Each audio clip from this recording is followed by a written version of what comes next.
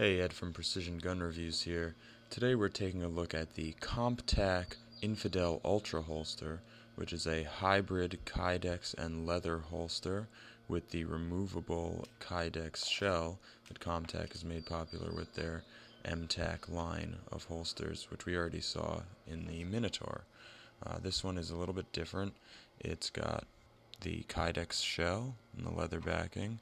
Very similar, smooth leather backing, very comfortable, very clear stitching, but the difference is that it doesn't have the wider leather with the clips coming up from the side. Instead, it has the belt loops or a single wide clip right on top of the gun itself for a slimmer overall profile.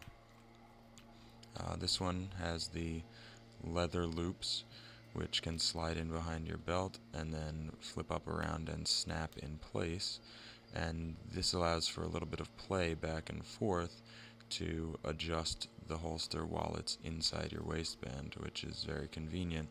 And then to take it out, you just unsnap the loops and pull it right out. So it's an easy on, easy off affair with the Infidel Ultra. And as I noted before, these kydex shells, which are about $38 from Comp-Tac, can be removed by unscrewing these hex screws from the leather backing, so you can use this holster for multiple different guns. The leather itself is pliable with a full sweat shield. The stitching, as I saw before on the M-Tac Minotaur, is very highly quality controlled and everything's super smooth. On the back it has the double leather to protect the rear of the hex wrench connection. The kydex itself is solid, like with all Comp-Tac holsters. It's very thick and firm, although it is still kydex, so it keeps a slim profile for the gun. One thing I like about the draw is that the Infidel Ultra leaves plenty of space for you to reach your fingers in with a sort of combat cut. One thing I do notice about that, though, is that the mag release is exposed, which is somewhat worrying because I don't want my mag unseating while wearing the holster, but in over a month of testing, that hasn't happened a single time, so perhaps it's just a fear rather than a practical drawback of the holster.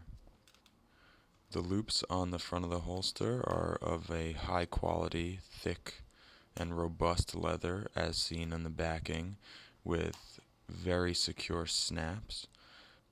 The kydex itself shows one major point of retention at the trigger guard. It does not have any retention at the chamber, which I prefer for reduced wear on the slide finish. And the kydex provides a very firm retention for the gun.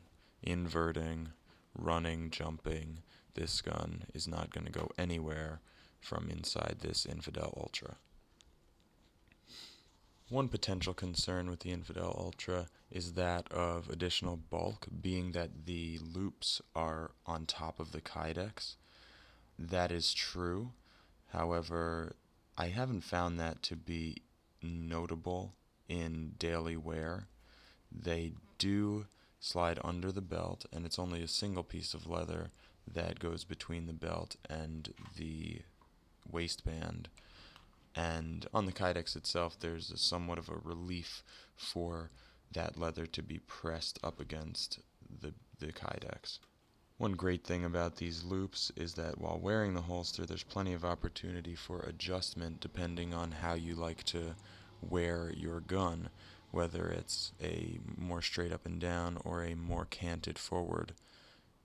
Plus, the belt loops themselves don't have the tactical, I'm wearing a gun sort of look. Being that they're leather, they're fairly inconspicuous. They could be a cell phone case, whatever, but they're not your standard, oh wow, that's a gun holster.